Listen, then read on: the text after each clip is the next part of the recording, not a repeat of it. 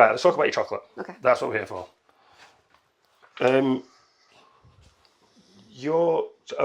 How did you get your work Instagram? I cannot figure out how to start my separate Instagram account. Separate Instagram. I think, if you go on the Facebook Meta app, Yeah. you can do it all from there. Right. So yeah, I can't figure it out. Do you know what? I did it so long ago now, I can't remember. Like 8 years ago. 2017 from what I've seen, your first post. Was it? Yeah. How long ago was that? That's 9 like... years. What? 9 years. Oh, no, I did say 8. I don't know. Yeah, it's probably changed since all then. But I have got Facebook, the Meta app. Yeah. And then that's got everything on there. So you only have to do it for one thing and it just puts it onto just goes everything. across. Yeah. Yeah, that's good. But yeah, the first post that I seen on was a chocolate Santa. Yeah. Was that the first time? Well, obviously, I imagine the first time you posted on that specific account, but the first time you posted? Full stop. Really? Yeah. So you do you know, actually, on my personal Instagram, I haven't really put much on my Instagram until recently. When I scroll back, there's some like really old school chocolates on there that I'd made. And like when I first started, I was just making like little puddles of chocolate and putting stuff on top. And I look back now and they look absolutely crap. Yeah. That's the same with anything though, isn't it, really? So I started actually putting stuff on there because when I started making the chocolate, I was literally just doing it for friends and family to start off with. So what were it like? Did you like bake anyway? Do you enjoy like? I've always baked. I obviously love food, and like I love sweet stuff. And I used to make like cakes for my friends and like kids and stuff. And then for my sister's wedding, she asked me to make a cake, and I nearly had a mental breakdown because it was just so stressful. Yeah, so much and pressure. I'm like, I do not enjoy this at all. And I was like stressing about it being like a millimetre out and stuff. And I just never did it again. And then I went on a chocolate tempering workshop in York. Just literally absolutely loved it. And then went on a couple more with the same people, and then it just took off from there. It just sort of went. Yeah. So like I had a chef on like 2 episodes ago, and he said the exact same thing. For people who like to cook in any form, if your confidence is at a level where you can cook for other people, friends, family, whatever, take every appraisal personal, and that will build your confidence to then actually try to make it a career. And I remember thinking to myself, that's just not something that's massive.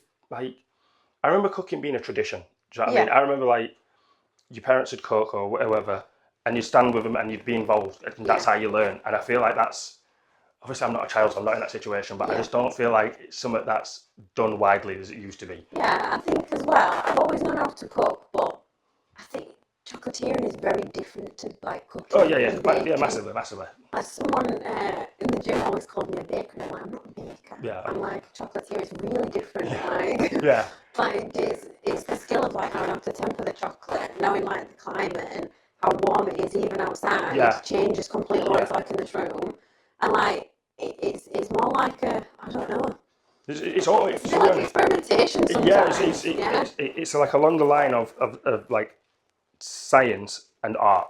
Yeah. Because it's science to make the product, but then when it's done, it's like a piece of art. And it's not stressful because if you like with chocolate, if it goes really wrong, you could literally just remelt it and do it again if you needed to. Whereas like when you cook like baked cake, it's done. You can't take all the ingredients back out and then start again. So like, I think sometimes it takes the stress off a bit.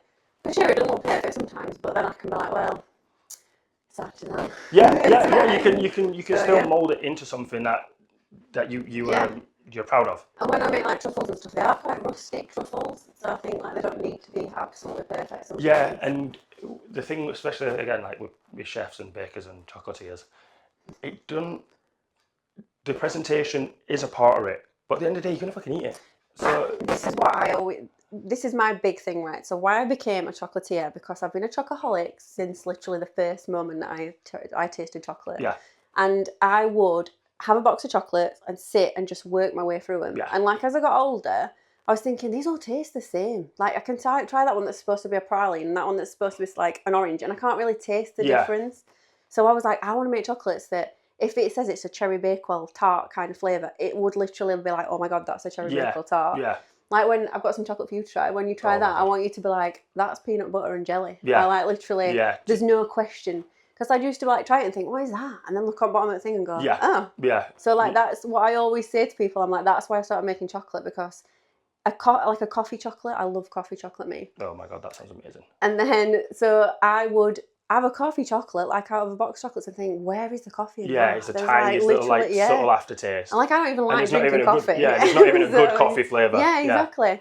So like when I made my coffee ones, I was like, right, I'm using proper coffee, and it's going to taste like you've just had a drink of coffee.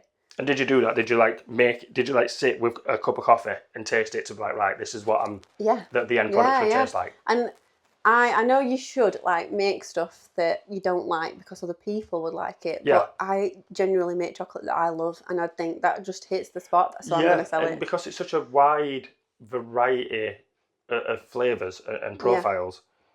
If you don't, you know what I mean? Most people like most chocolate. Yeah. So it's not like you're cutting out. Like if you didn't like milk chocolate, I imagine that'd be very difficult because that's such a base of chocolate. Yeah, like I don't like coconut, so I've never made anything with coconut because I just think like I'm chewing it for a week. Yeah, when I tell people I'm Jamaican, and I'm like, I don't like coconut and I don't like watermelon, and they just give me funny looks. I'm like, fuck off, man. It's stereotyping. Another chocolatier once gave me, and they were like, just try this chocolate, and I didn't ask what it was, and it was like a bounty effect in the centre, and I was like, oh no, the chocolate's nice. You're thinking, can I carve the chocolate off the end? I was literally like, I need to spit this out so bad. Yeah, I'm not a fan of coconut. So like, I wouldn't really make anything coconutty because anything I do make, I try until I know it's perfect. And you do made by order. So if someone does say, right, I do like this. Oh yeah. It's just when you're doing it for yourself, you do it. And like, it won't be a weekly thing that I'd make a coconut flavour one. Yeah. So obviously it started at home because look what it's evolved into. Yeah. So what, finishing work, coming home, getting your apron on, telling family, kitchen's mine. Essentially, you know what I mean? So I was primary school teaching at the time. And I think I was at 3 days to start off with. And what I'd do then is on my 2 days off, make chocolate all day, and then all weekend go and sell it. Yeah. So it were really like cramming into 2 days, like everything that I needed to do. And then it kind of got busier, so I dropped down to 2 days. And then COVID happened, and COVID just was absolutely insane for my business because it was Easter as well. Yeah. And no one could get out and get Easter eggs, so people were just buying for me. And I was still going into school because obviously I had key worker children to go and but I wasn't there as much. And the rest of my time I was literally making chocolate, just like churning it out. Yeah, a lot of people benefited massively from COVID, and not even just like business sense, like people's mental health. Yeah. Like work problems they might have been having, now they've been like told to work from home, stuff like that. And I sit back and think, oh my God, I should have done it. I also should have done it. I should have done this back then. Yeah. When I was at home more. But I always think things happen for a reason though. Yeah. I'm a firm believer of that. Yeah. I just keep telling myself, listen, like Morgan Freeman didn't get his first like big movie until he was like 50s. Yeah. Do you know what I mean? Exactly. And these people that are now household names may have failed 10 other projects, passions before they found what worked. Yeah. So, and as long as I enjoy it, that's the thing. Exactly. If I keep enjoying it, then I don't mind doing it. I always people say to me when I do stalls, they're like, "Is this like? Do you make all the chocolate?" I was like, "Yeah, like this is my job. It's my dream job." And like that's what I always say to her. It's my dream job. This. Was it your dream job from? Well, yeah, you were, really. You said I wanted to be a teacher. I wanted to be a teacher, and I did that. And then I was like, right, what else can I go do now? I weren't enjoying teaching. So you're definitely like challenge driven, essentially. Do you know? I used to be a really shy person. And like, I probably wouldn't have done something like this, but I think I mentioned to you before, my mum passed away. Yeah. So it was just before COVID, about 6 months before we went into lockdown and stuff. And I were like trying to deal with everything that was going off at work, in the business. And like, there were a lot of stuff happening at work, which made me think, do you know what? This is the worst thing that's ever happened to me in my life. Yeah. And probably one of the worst things that will ever happen to me. And there were just things that were happening that I thought, I am just a number at that place. I'm just an extra body to be there, and people are annoyed that I'm not there. Yeah. And it just made me think. And then my mum said, you love that job. You love making chocolate. I always knew you were a chocoholic. And she was like, you need to make that. Yeah. And then obviously when COVID happened, I was like, I need to do it now because this is like my chance, my opportunity. So I went back for a little bit. I handed my notice in, and I just thought, I'm just doing it. But it's the worst that could happen. Exactly. And you've still got the CV essentially to go back into that industry. I always had that in my mind that if I had to do supply teaching, I would do. Yeah. There's always calls for teachers. It's like nurses and stuff. Yeah, there's always going to be kids. Yeah. And again, it's something you can take. What class? What, like, were you in like secondary school? You were a primary school teacher. Primary, yeah. So, yeah, realistically, from what I've heard, like, yeah, you could just fuck off around the world and teach English. Yeah. Because you've got more than a basic degree of it. Yeah, I And mean... what did you do in uni? I did primary teaching with English. So yeah, realistically, you can go anywhere around the world. Yeah. I've heard stories of people who've, again, COVID happened, and a friend of mine were in Thailand when it happened.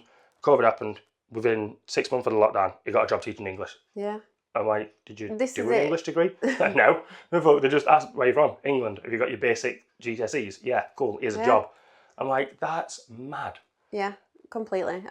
This is the thing that I thought, I'll give myself 6 months anyway, and in that 6 months, if I just think, no, I'm really struggling, I'm going to have to go back to teaching, I'd do it, and it just didn't happen. Yeah.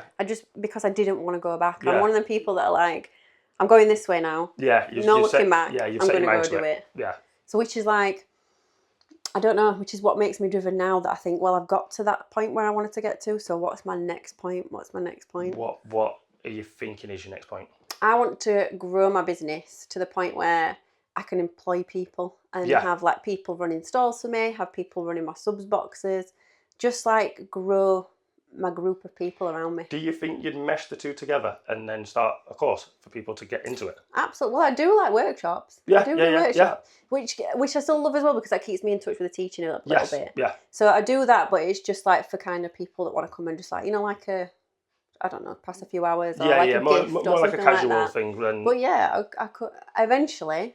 I'd obviously like to be able to have my brand that people go, oh yeah, I want to get training from them because they're they're this level. Yeah. I don't want to be like the crazy Hotel Chocolat level. Yeah. Because that would be, amazing, but I want to keep the small business vibe. Yeah.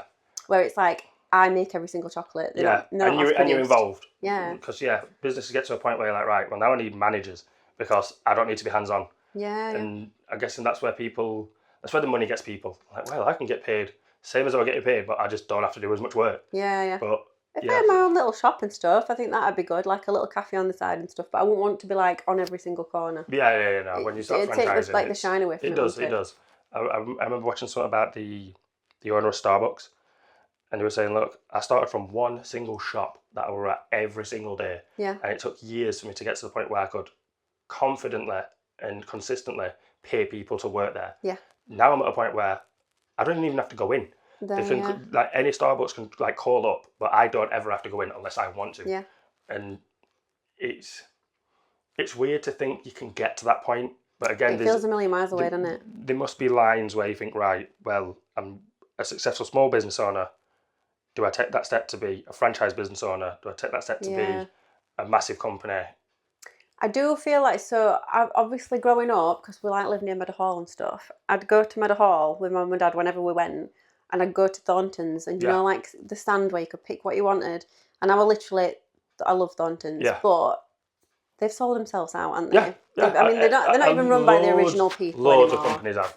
And they like, as soon as they started going into supermarkets and they got these little bags that you could buy for £1, they're going to have to like reduce the quality of the chocolate, what they put into them and all. So like I was obsessed with, the Viennese truffles. Remember them ones with the sugar? Yes, yeah. So literally an addiction to them. And then they got rid of them.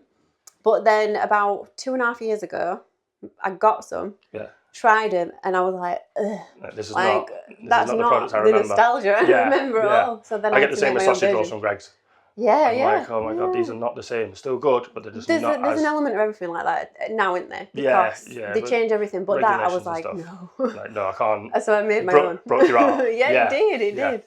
Well, that's good. That's good that, again, you're seeing a market and how it's changed. And you said, right, I believe I can do that. Yeah. I believe I can do it essentially at the level they used to do it at. Yeah. And that's another thing about my chocolates actually as well. Do you know, like sometimes I look at different chocolatiers and think that flavour would not be something that I'd go for. It might be like a matcha tea or something like this and that.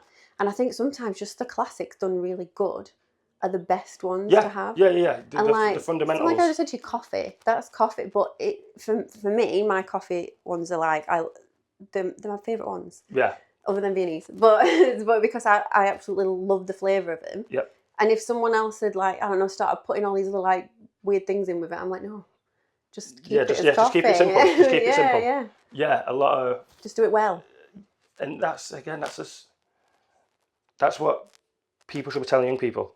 Just do the basics to the best of your abilities and then go from there. Yeah, doing them well. Yeah, that's what builds passion and businesses and stuff like that. Yeah.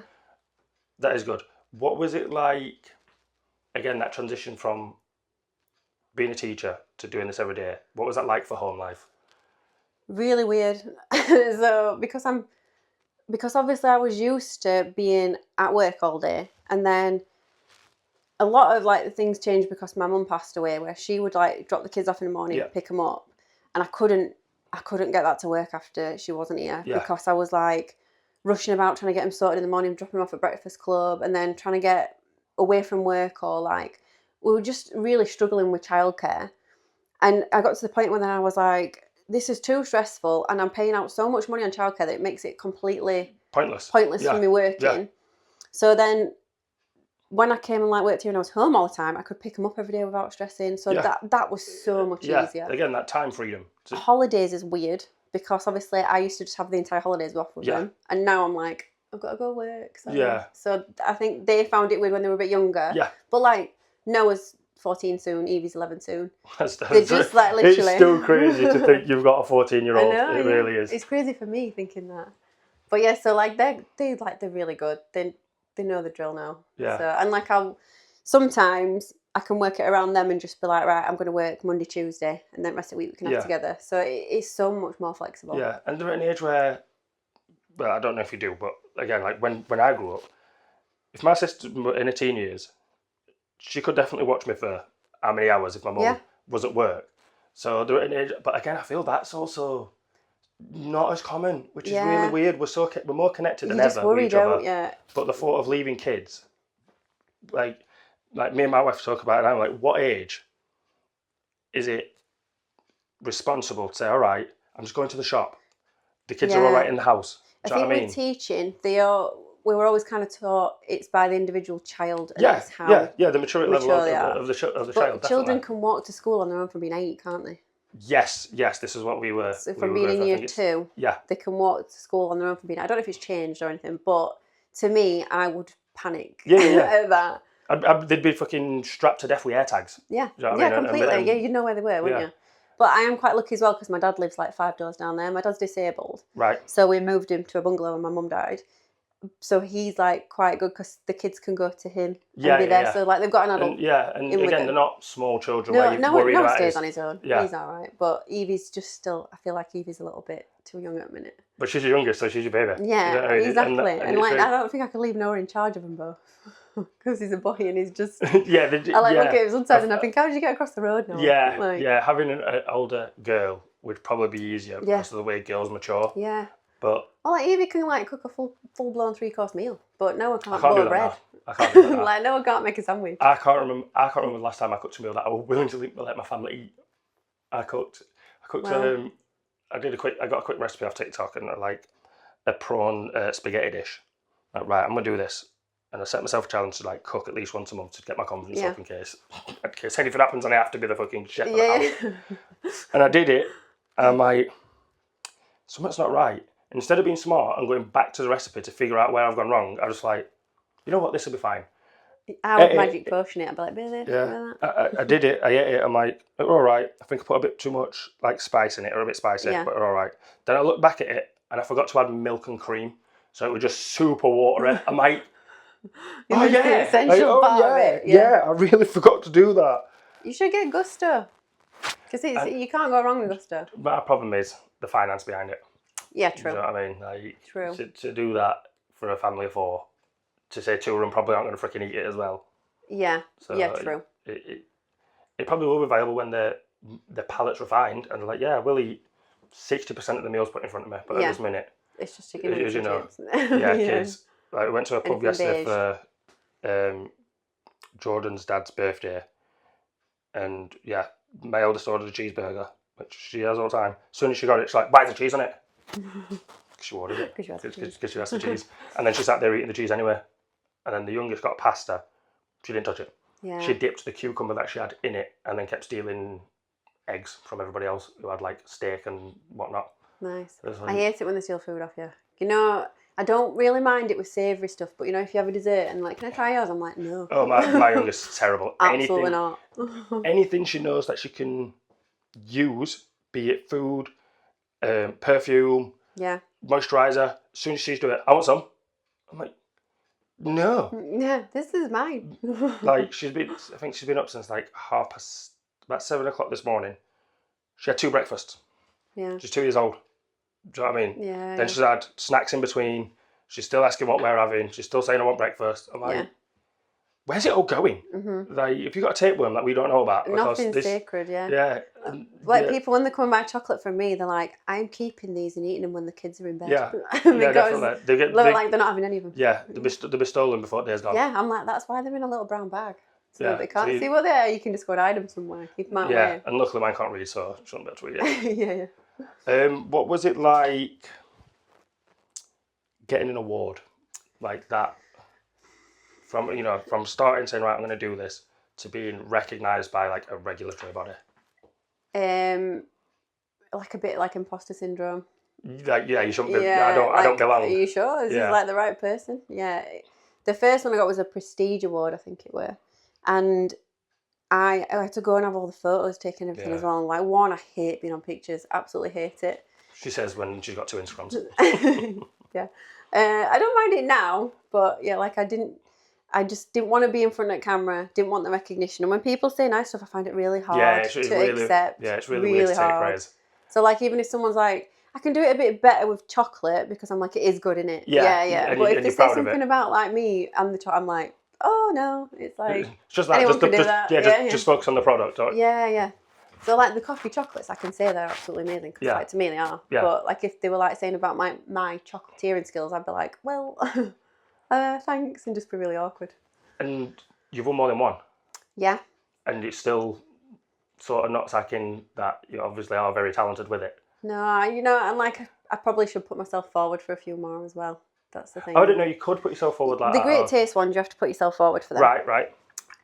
But see, this is one thing that really annoyed me. So I'd put the coffee truffles and the Viennese truffles in for the Great Taste Award. Yeah.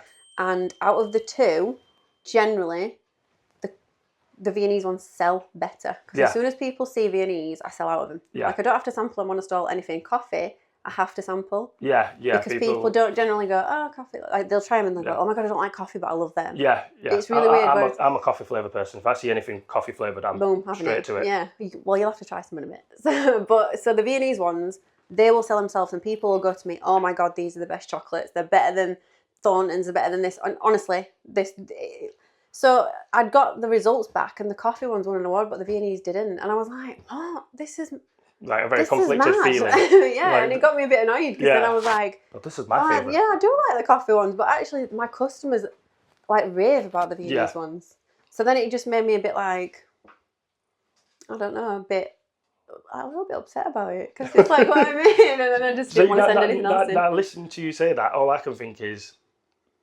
You'd think that I'd have the effect of, well, obviously, I am very talented at this because the one that I'm not exactly the most enthusiastic about doing won the award. Well, this is it, and like it made me kind of go, well, what am I supposed to do about it though? Am I supposed to just go, I'm going to change it, I'm going to make it? Well, no, because like if that's all I want it to be, and that's it's not like people are going, like people will just order like a box of 36 Viennese truffles. Like, this is what they do, like because they love them. Have ordered chocolate from you and then gifted them themselves. Yeah, loads of people. And literally people will message me and be like, my husband loves Viennese truffles. That's why I just need a box of them.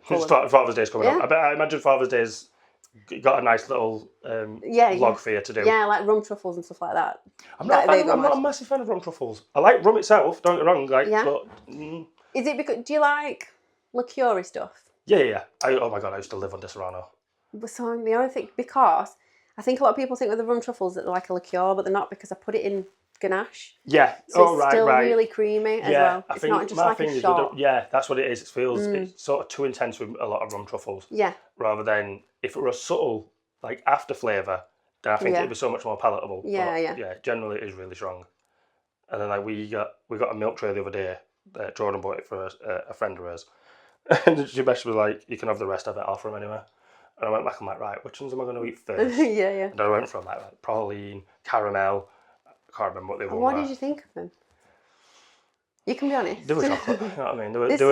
They were themed chocolate. Would you remember when something like that used to be really special? Yeah. They had the advert and it would be like the Milk Tray Man. Was it Milk Tray Man? Yeah. Do you know what comes to mind?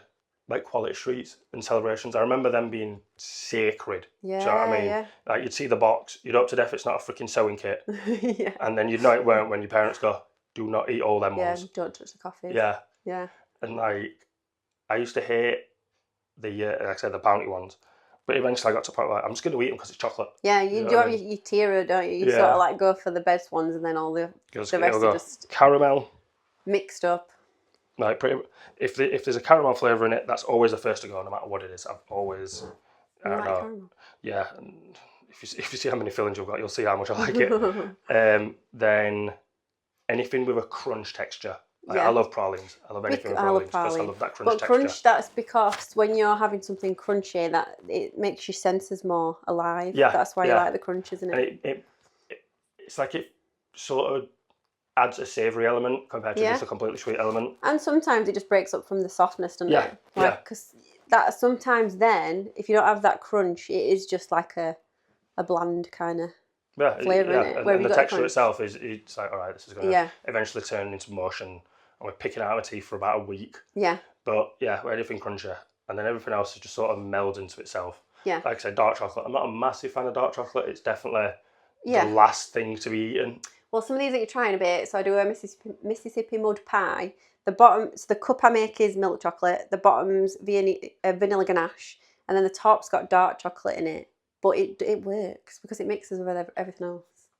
It's a 72% dark chocolate as well. Oh my God. When I'm on a stall, I can talk the talk. I can literally be like, what about this? What about that? And then, God, that's a good sell. You'd be great on the stock market. I feel like, should we try them? Yeah, definitely. Oh God, yeah. Right.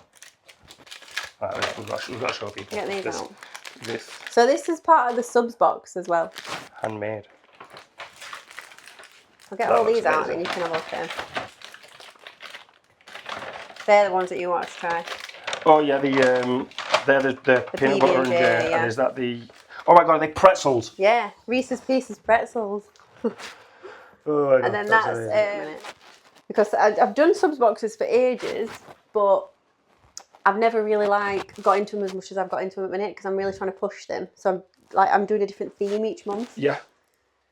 So this is the America box because obviously I wanted to go peanutty, Reese's, s'mores, yeah. All the things that you do associate with America. Yeah. The Mississippi Mud Pie Muller Corner that comes out as promotion. That thing is amazing. Yeah, we've had them. That is amazing.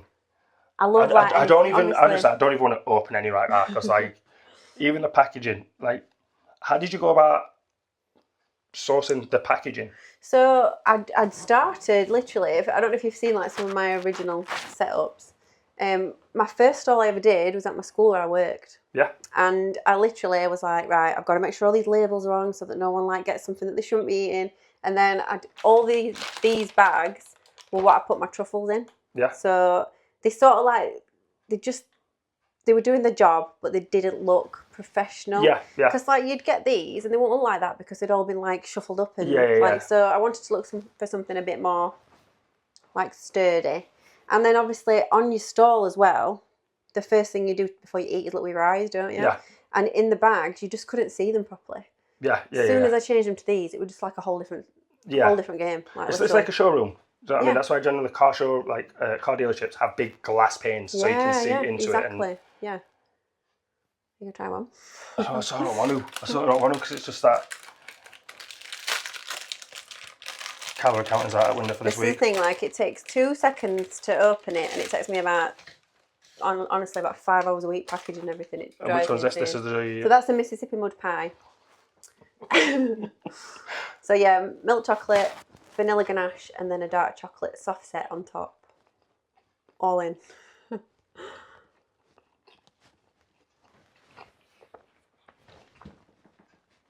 I'm really nervous.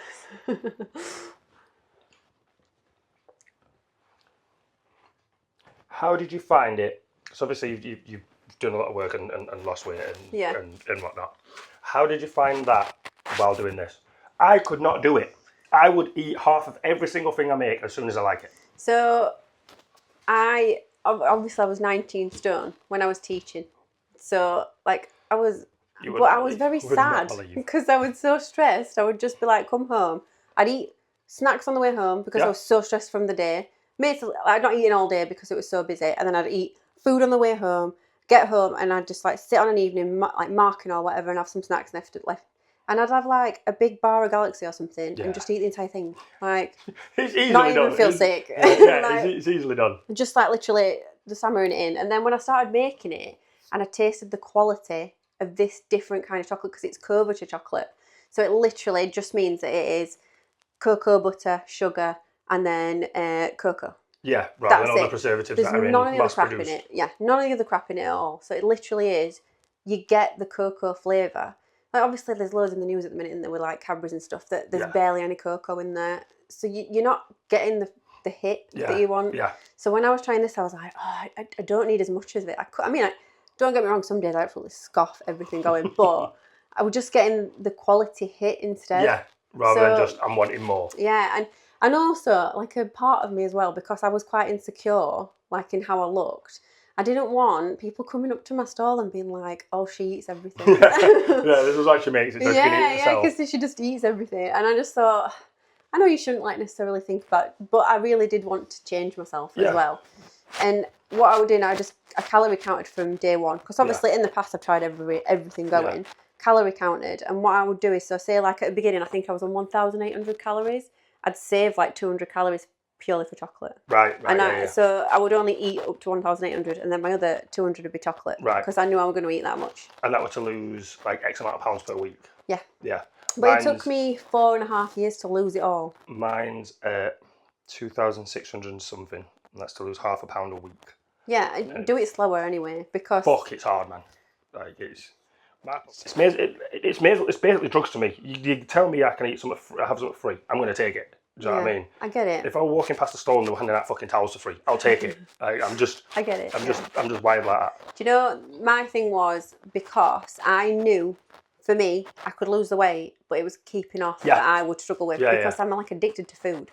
So what I did was, because obviously the fat jabs and stuff now are out, aren't they? Yeah. And it's essentially the same thing, because you take the jab, don't you, to stop the cravings, but then when you're off of it, you start up again. Yeah, your body goes back to its natural state. When I was in fat loss mode, where I was on it, I was like, I don't need any of that stuff. I was like literally only having chocolate in here, not going out and having anything like crazy or anything, and I'd lose like 2 stone. Yeah. But then I'd give myself 6 months to maintain it. Yeah. To be like, right, come on, you've got to keep it here now. Yeah. Keep it here. Don't you can have a few more bits, but maintain it. And then next year I'd lose another 2 stone. Yeah. So that's why it took me so long, but that's how I managed to keep it off. Yeah. I'm probably addicted, because I've said to myself, I'm going to lose essentially 3 stone in a year.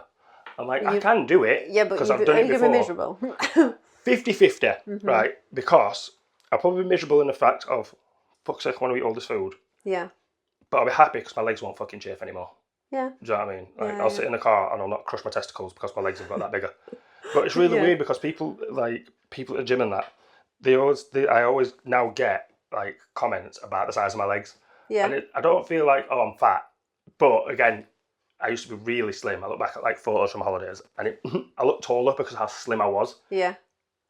The chafing, the heartburn, and the belt digging into me in my car, they're the things I want to get rid of. You're talking to someone who's had chub rub all the life. Yeah, it's now. This is what I mean. Like, it's new to me, and that's what's sort of killing me. Like, I can't live like this for the rest of my life. It's new to me not having chub rub. Yeah. Because there's weird things that I do now. Like, I can cross my legs. And I couldn't even cross my legs before because they were that big. I couldn't, in school, even though I was a pretty flexible person, I could never cross my legs how they wanted to do it, like in assembly. Yeah. Because it always hurt my groin. Oh, I don't even mean like that. I mean just like where you put one over the side. Yeah. So couldn't even do it that. I used to be able to do that, but when I see men do it and put the foot on the knee and have a knee out, how the fuck are you doing that? I feel like I'm being splitting off if I do that. That's probably your makeup though, because if you've got bigger legs, that's probably. But this when I was slim. This is before all the weight on, and I still couldn't do that. So I used to always sit with my legs crossed, how like a woman would do it with my knee over my knee. Yeah. And that was comfortable. But then as I put the weight on, it's now long and comfortable. If I don't adjust right, you have to do it like an emergency hold with your other hand, don't you, to hold it in place. It's dreadful. But obviously you've done amazing. What's your calorie intake now to maintain? So it's about 1,500, 1,600. I have lost a little bit these last 5 weeks because when I did high rocks training, I put like £10 back on. And for me... But with that mass, muscle mass... I think it was muscle. But for me, I didn't feel comfortable in my skin. I felt the fittest I've ever been. Yeah. But I was a bit like, I've lost all that weight, so I put it back. Yeah, and it was creeping back up to where I didn't want it to get up to again. And I know it's not all about the scales, because my clothes were still fitting the same. Yeah. But for me, I was like, I want to try and shred some of that fat back off. And I've just gone straight back onto what I was doing. Like, I love carnivore diet, me. So I went back into that, and I've lost pretty much the £10 again now.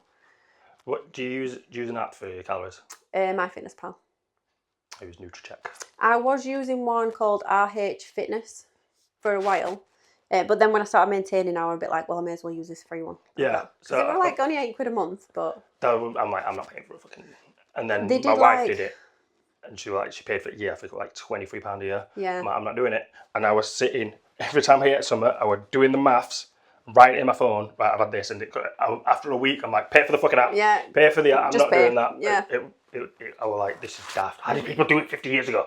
I know. They didn't. Yeah, they just like, we were just how did fitter. they do that? We were just fitter back then. It stresses me out. It doesn't stress me out, but it annoys me. Like, you know, like certain people I go out with, if I was going out, I'd have to really like think about what I was eating and think, I better not have this bread, I better not have that, because, and then like some people are just like, oh, I'll have sandwich and chips and blah, blah. I'm like, how do you eat normal? How do you do that? Yeah, like my wife's little sister. Oh my god, this is where I'm going to see where you can charge as much as you can. Just getting it into the packaging. My wife's little sister barely eats, and she's really slim. But then when she does eat, she'll make out like she's at loads. Yeah. I'm like, you're making that out because your body's just not used to having that amount of calories. But then you get to a point, I think, when you lose a lot of weight, that you have to not be eating much to stay that size, and then you just think, well, this is miserable. Yeah. From January to March, I lost about 1 stone and 3. I got down to, I think I was like 15.10. I got down to 14.11. Yeah. And you'd think that would be it. Like, right, I'm on my way. Yeah. The chub rub stopped. I'm not getting heartburn as much. Yeah. I'm happy. Nah, I checked my app, within like 3 weeks, I'm guessing I just gorged. Yeah, but you reward yourself, don't you, for losing weight? And then you're like, oh, I'm fine now. And I'll just... My thing was, what got me through the week, I know that if I was on Monday to Friday, absolutely perfect, like really, really well, I'd have one treat on the weekend, and it wasn't like a treat day, it was one treat, and I'd get something from like a bakery or something, like one of them Bruce Bogtrotter, like fat pieces of cake, and I'd be like, that's my one treat. I just wouldn't count it, and I'd be like, we're just going to pretend that didn't happen. But because I was thinking about it all week, it kept me on track. Yeah, I do that. I'll eat something. I'm like, if I don't log it, it didn't happen. Exactly, yeah. It's like Easter, isn't it? When you're an Easter egg and you're like, I get on scales, I'm like, oh, it happened. Oh, it did. It definitely happened. But yeah, it's really good. How did I imagine, between doing this and your calorie counting and weight loss journey, how did the family, like, react to that? I imagine they're going to be supportive, obviously. Yeah. Like, did you find the kids, obviously kids already are pretty active, but they... My kids have got more active the more I've got active as well, because I think before, because I was so unfit, I literally couldn't walk up the stairs without being exhausted. Yeah, I get like that now. So unfit. Do deliveries to someone's flat and it's top floor and I'm like... Although our steps coming out of the gym, they're horrendous, aren't they? Oh yeah. Oh my God, on leg day. And you're like, I've got to go up 4 sets of stairs. Like, I've just ran on the treadmill for half an hour and I'm not as tired. It's like ascending into hell. It gets warmer as you further. And you go past the wimpy as well. That's just mean. But we kind of ended up becoming more athletic together. Yeah. The kids. Yeah. So like Evie, she does gymnastics, she does cricket, and Noah plays ice hockey. So like it's just become more. We've all got a sweet tooth. Completely. Yeah, I can imagine. Completely. We're all like, ooh, what are we snacking on? Yeah, my sister's the baker of our family, and every time I go to her house, I'm in the cupboards, I'm in the fridge. Yeah. I'm like, what have you baked? She's like, no, I've been at work. I don't give a fuck if you've been at work. Okay, if you're working at RAF. Yeah, what have you baked? Yeah, you better make something for us. What we're snacking on. Yeah. But she's saying, like, she went through a weight loss journey and she started baking. And I'm like, how the fuck are you maintaining this? Yeah. Like, maybe I need to go to RAF. I think my thing is because I did it over such a long time. Yeah. Because I think, one, I didn't want like loads of loose skin everywhere. Yeah. Because that's obviously I was big.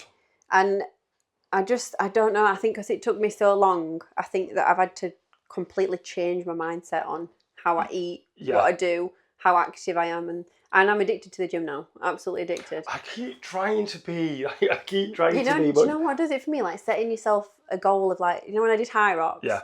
I did Total Warrior last year, did High Rocks this year, and I'm doing a Deadly Dozen in October. Yeah. And I think that makes me go, you need to be on this. So yeah, I want to do a Ninja Warrior, not a Ninja Warrior, Tough Mudder. Oh. I want to do a Tough Mudder. We should do a gym one. And I'm like, I'm going to have to train for that.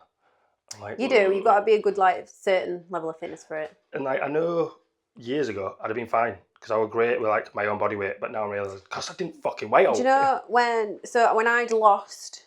So originally I really wanted to lose. When I was 19 stone, I wanted to do a skydive for my mum. Yeah. And to do that, you had to be 16 stone. That's crazy. I did not know there were a weight limit for skydive. So man or woman, you have to be 16 stone. So I was like, right, I really want to do this. Yeah. I became to the point where I was like, I want to do everything crazy. Yeah. And just stop being just, I literally did. And then I got myself down on the day, I was like 15 stone 11 or something like that. I'd literally just got under it. And after I'd done it, I was like, right, what else can I do now? Yeah. What else, like, what is the next thing to do? So, like, it then just made me go, right. So I'd not joined I don't think I joined the gym then in the first, like, block of losing weight. Yeah. I was like, right, I'm going to join the gym. And I wanted to do a Tough Mudder. So I did a Tough Mudder when I was probably about 15 stone, something like that. How old are you? Been like 33. Didn't do that long ago. I was going to say, you're making out like it's long ago and 30. So it's not. It don't seem to be matching up in my head. No, so it'll have been when my mum died. I was 30. Yeah. And then I did the skydive probably like a year and a half later, 2 years. I can't remember. Maybe about that. And then I did the Tough Mudder probably a year after that. Right. So I've done 2 Tough Mudders, 2 Total Warriors, at High Rocks, and I did the Tough Mudders when I was like still unfit. Yeah. But I was like, I need to do it. And then the time when I did it the year after, I was fitter. Yeah. And I was better at it. Yeah. And then that made me go, right, Total Warrior next. Just did a 6K, and then I did a 12th one. So, like, each time I've just made myself You've just gone better and better and better. I think you're going to find it hard if you get to that, like, successful small business stage. Yeah, like, no. Maybe I do want a second. Maybe I do want to be Thornton's. Yeah, maybe I do want a shop. Yeah. But that's good. So, realistically, I imagine you are your kid's biggest, like, inspiration. Yeah, I think that's what I want. That's what every parent wants. Yeah, that is also what massively drives me to do this. Like, I'm not going to build out physically because I've never been like laborious. My people have done enough labour. You know what I mean? Fuck that. I'm not. So I'm not doing that. My daughter, she's going to be like a little entrepreneur because everything I do, she watches. So like she wanted to learn how to sew, so we got her a sewing machine, and then she started getting all this material, using her pocket money to go and buy it and everything. She started making like these little cushions for all the kids at school. Yeah. And she was like, just giving them away at free, and I was like, no, you need to like at least get your money back for your materials, yeah. So then she's like doing this and she's doing that, and then like I go and do, because I'm chair of governors at her school. Yeah. I'm in there quite a bit and stuff, and like I do the school fair. I go and like set up my chocolate stall and stuff, and she's asking all the teachers if she can do like little money raising things for charity, and like if she can set up a stall and what she could do on it. Yeah. And like because she's always wanting to do that kind of side of it. Yeah. And like I think that's brilliant because that is I think now more than ever is what kids need to see the business side of life. And you know, some might say it's capitalism and blah blah blah, but yeah, all capitalism started from I have either a service or a product that I can offer. Exactly. Do you know what I mean? I wish I had that. Like I wish I had a role model in my life where I seen him going and doing something. Like didn't have to be successful, but again, if I knew all right, they do that and they've bought a house, they've got a car. As long as you're grafting. Like, yeah. You know what I mean? I would just what the society wants kids to be, mass produced. Go to school, finish school, get a job. Yeah. Do you know what I mean? And I don't want my kids to fall into that. And then all the other shit from growing up, and not poverty, like don't have electric and stuff, but you know, compared to kids who both the parents worked in like 2005, they don't own their house and whatnot. You either follow the path that you're meant for, or you realise you want something different. Yeah, and don't get me wrong, I've always, not that you're meant for, but that you're meant for. I always knew I wanted like to do certain things. I wanted to buy a house, I wanted to get married, I wanted kids. But I look at what I seen growing up, and I'm guessing that's what pushed me to it. Do you know what I mean? I'm like, right, Mum. I didn't realise my mum had never been married. She had been married, but it was bullshit. But my sister's dad had everything. Had everything, you know what I mean? He was married, he had a nice house, he'd got a job that pays him. So what I thought back then, like fucking millions. Do you know what I mean? You're a kid and you don't understand the value of money. Yeah. I was like, I want that. How do I get that? Yeah. And I didn't have the correct guidance around me. I had certain people, like obviously I was put in the youth service pretty early for just obvious reasons. Freaking black kid that were always in trouble. Put him in the youth service. Let's try and help him. And there were certain people that I owe my life to, essentially, because I feel like without them, I would have probably gone down the path that you see young people that they're in gangs, they're selling drugs, they're being violent. I was lucky that I would never really like that. Yeah. Do you know what I mean? And I attribute that to bonds that I'd formed outside of the family. Yeah. But it just proves, and near like every episode I have, it proves so much that with people who you've got respect for, especially adults, when they are encouraging you to do things, it has such a difference. Yeah, completely. Such a massive difference. But then unfortunately, there's a lot of kids who don't have that. Yeah. You know. Well, from teaching, I can completely. Yeah, you'll have seen it. You'll have seen kids who come to school. I used to teach in Darfield, and they were quite a deprived area, and you've got some kids, and you just thought it made you really sad. When I did my youth service apprenticeship, I was saying they were like, I purposely went to Rush House. You know what Rush House is? Yeah. I purposely went there because I had a preconceived notion of it's just kids who are dickheads. You know what I mean? They fucked their whole life up, and parents have had enough for them. And I was there for 6 months, and I realised, wow, some people should not have had kids. You know what I mean? They either just bad people through and through.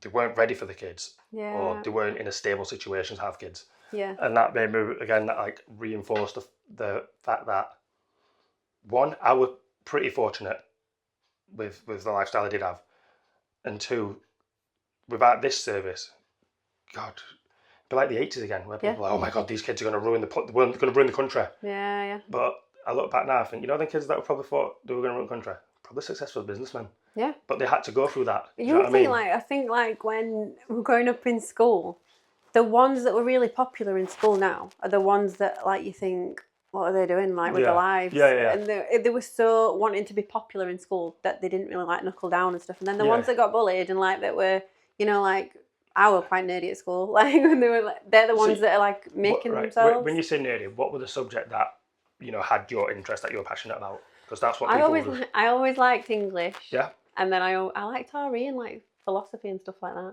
So I always liked English because when I realised poetry was essentially like the first form of rapping, I was like, oh my God, I can get behind this. So anything to do with that.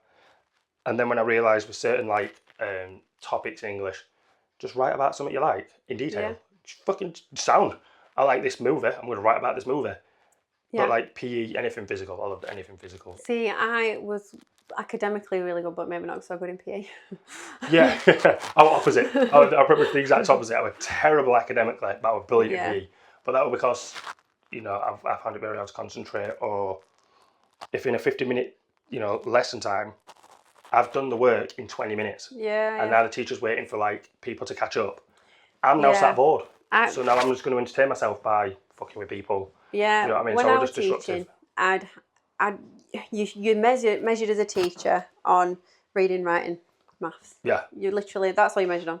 And you used to have to go in for a meeting at the end of every half term and be like, why have they made this much progress? Why haven't they done this? Why haven't they done that? And I got kids in my class that were really low ability, and I'd be like, okay, we're going to do some writing now. And they'd be like, no, I don't want to do it. And like, you'd be having to really like claw everything out of them. They'd be up and down out of the seats. And it was just horrible for them. Yeah. They just didn't enjoy it. Yeah. They couldn't quite grasp it.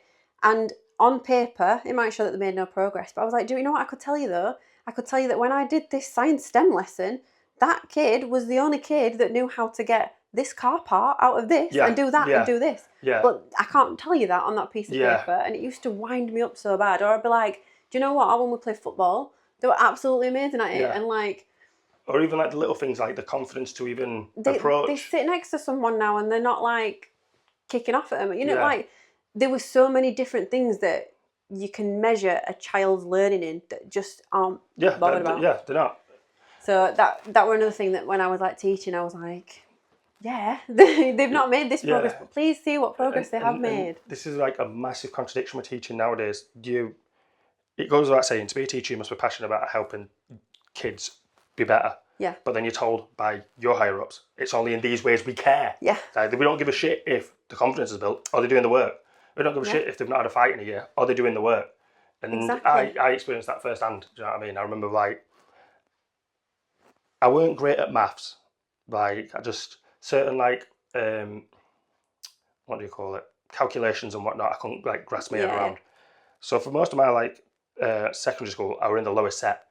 And I don't know what happened. I'm guessing we just got on a subject that I enjoyed because I ended up getting moved up a set. Got moved up a set, it didn't last a week. And it weren't because the work were hard, it was because I now with other people who I could interact with.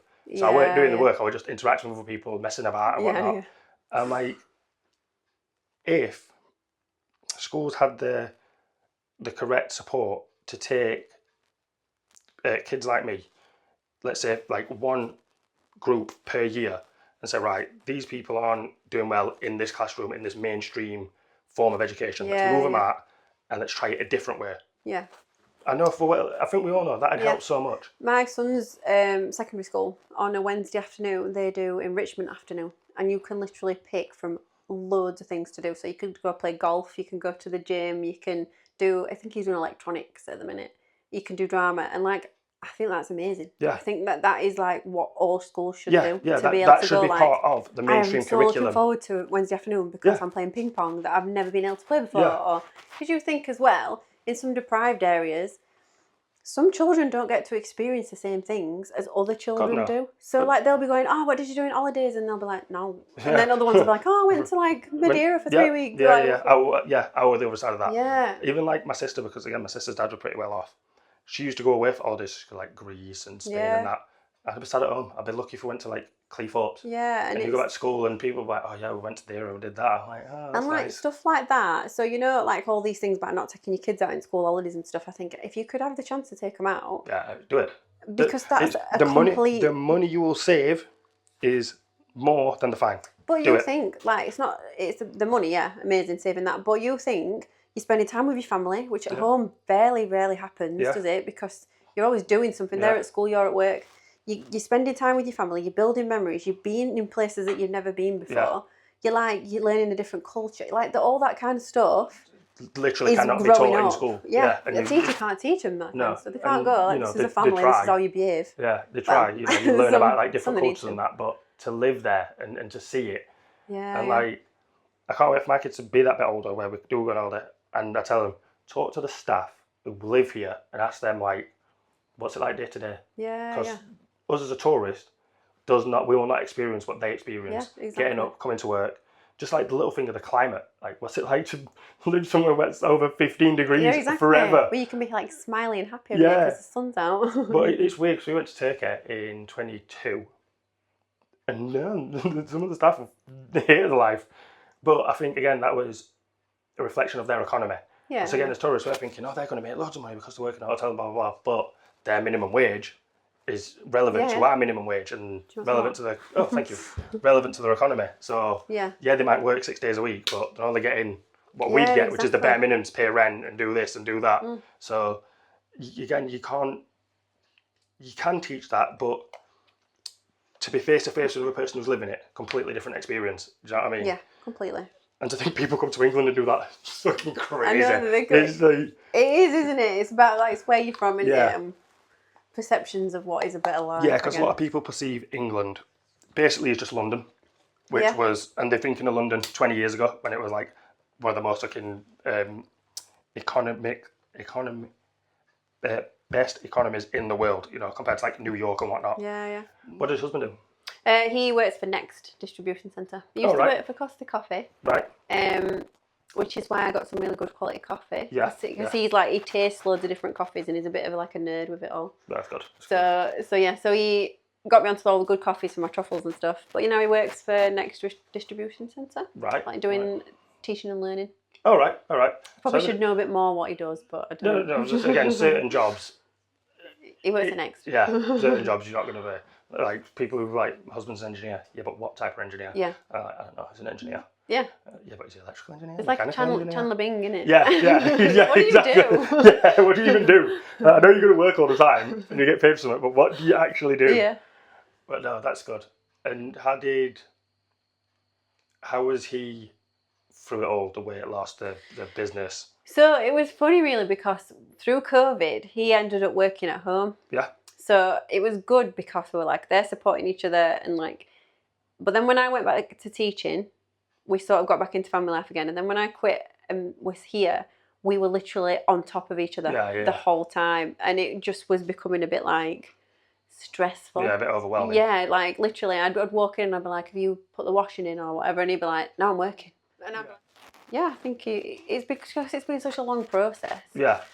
It's sort of like this is what I've just become now, if you know what I mean. Yeah. I've just gone, I'm calorie counting, I'm doing this. And I think when you're in a partnership with someone, you don't always agree, do you? Because he'll be like, well, I don't think you should do this. I think you should do that way. And then I'd be like, well, I don't think you should. This works for me. Yeah. Yeah. There's a point in a relationship kind of sometimes where you definitely both have to say, we are in a relationship, but we're still individuals. Exactly. You know what I mean? You have your individual needs or wants or whatever. I have mine. And we can still cohabitate in a house. Yeah. I found the hardest thing with kids. Before we had kids, we both said, we're going to discipline like this, and this is our values and whatnot. Then it happened. Yeah. And like at the minute, my oldest she's 6, and attitude. Oh my God. Well, you think about having a teacher as a wife and how I would discipline compared to him. Weirdly enough, my wife worked in a nursery, so it's 50-50. Yeah. Not for like a really long period of time. Yeah. But she worked in a nursery, and she says to me all the time, it's like, it's so weird because you've got more power at home. Yeah. But you have less respect at home. Yeah. Do you know what I mean? Yeah, completely. The kids at school respect you because you're like an authoritarian figure to them. At home, you're just mum. Yeah, do you know what I mean? Have you tried anything new recently? Anything? What do you mean, like new flavours and stuff? Anything, just something that you've never tried before, never done before, read, watched, listened? I've tried coaching. So I've got I'm having some coaching sessions with someone because I think I got my business to a point where I was like, I don't know what to do. I know where I want to be, but I don't quite know how to do it. Yeah. And I think coaching is one of them things where it's like you have to ask for help. And help sometimes you think, oh, that's a weakness. But it's not, is it? No, not at all. Asking for help is not a weakness. But I think admitting that I needed some coaching and then listening to the advice is the best, newest thing I've been doing recently. That's good. I feel like it's a very British thing to like not accept help. Yeah. Like as daft as it is, I was at a barber shop the other day. A guy comes in. My barber's in Eastwood. If you know Eastwood, you know you'll be the minority if you go. You know. So this guy's walked in, said hello to everyone. Said, "I'm going to shop. Do you want a drink?" Every person who you can tell was born in England said, "No, mate, no, thank you, no." Yeah. And I thought to myself, if he was in a place where his culture was the majority, would half the people say, "Yeah, thank you"? Do you know what I mean? It's really, I'm like, why are we so dead against? Like, I think, like, subconsciously we do look at it as a weakness, like someone's helping us. Well, this coaching I had to pay for as well, and for me that were a big step because I was like, it's a lot of money. I've got to pay for this coaching, and I might just be able to do it myself. Yeah. But it obviously wasn't working what I was doing for myself. So. And even if like you did do it and you found, do you know what, it's taught me things that I already have come across naturally. Yeah. Then you've still got that. I needed piece the of confidence. paper, if it is or whatever it is, to take away with you. Sometimes I will be talking and she'll just say something to me. I go, oh yeah, like why have I not just done that? But it's the confidence to do it. Yeah. And I know that she's waiting for me to do it as well. I need that person that's like, in 2 weeks I'm going to check. So like this funnel that I was telling you about, I'd done. It had to have, I'm alright with all the tech stuff, but then she was like, and I want you to do a video and like put that on in the middle. And that was when I was like, oh no. Yeah. And then if I'd have not gone back to her, I probably wouldn't have done it. Yeah. But I knew she were waiting for it. So, if you would have not done that, do you think you would have done this? No. Yeah. If I had not gone for the coaching, I wouldn't have done this because I'd have been like, I'm not standing in front of that camera. I'm not standing in front of the camera. I'm not going to be at the place that I call home. That is my safe haven that I've put time and effort into. Because just having a camera in front of me makes me uncomfortable. Yeah. Which again, if you think about, as soon as you walk into a high street, loads of cameras on you. Yeah. And we're just fine with that. Yeah, true. You know, like when I'm on a stall, like you were saying when I was describing that to you, I can literally sell the chocolate by the way I talk to people. But on social media, I find it so hard because I'm like quite chatty in person, but then when I like, because I'm so self-conscious about what I'm saying and what I'm looking if I'm looking stupid. So like I did a like just a sort of filler podcast while I'm waiting for scheduling, and to look back at it and watch it, it is really weird. Mm-hmm. But when I'm doing it, I've got to tell myself there is someone listening. Yeah. Do you know what I mean? And that sort of helps get through it. But before, when I first started and I did it on Spotify and it was just an audio podcast, it was just easy. Yeah. I'm just, only thing I'm staring at, I have my notepad and an iPad in front of me. And just talk away. You know what I mean? It was fine. See, but with video format, it is a bit different. I find it the other way. When I'm doing it, I feel like I'm like, oh, this is so cringe. Like, and you've got to put like all of the emotion behind it. Yeah. I watch it back, I go, oh, it's not as bad as I thought it was going to be. But actually doing it, I'm like, oh, this is just cringe. Like. So what do you think it is? Is it the visual of yourself or the sound? Or is it just a whole thing? Just everything. I think it's because obviously I've had low self-confidence for a lot of my life. Like I said to you, I look at it and go, is that me saying that? Like, that's not me. Do you not never get that like opposite side? Like, is that me? Well, that's good. But I thank you so much. I thank you so much for the gifts and for your time. I need to try some more. You're going to have to let me know. What did you think of that one? Did you like it? Oh my God. To the point where I can't describe it. I'm going to share them with like people, but I don't want to. Yeah. Do you know what I mean? Like, I know how good they are, so now I don't want to share, but I will because otherwise I'm definitely having a calorie deficit today. Yeah, definitely. But yeah, they're great. And I've only tried one. I can only imagine what this one's going to be like. That's so good, that one. I don't even know how to attack that apart from like an actual animal. Like I'll just put the whole thing in. And you've got to like dislocate your jaw a little bit. Yeah, I'm alright for that. I've got a big mouth, so I'm good. And the pretzel ones, just all of it. Like Is this your kind of box? But yeah, I'm like a savoury pastry type of guy. Yeah. I mean, I love what they're called, pecan plats.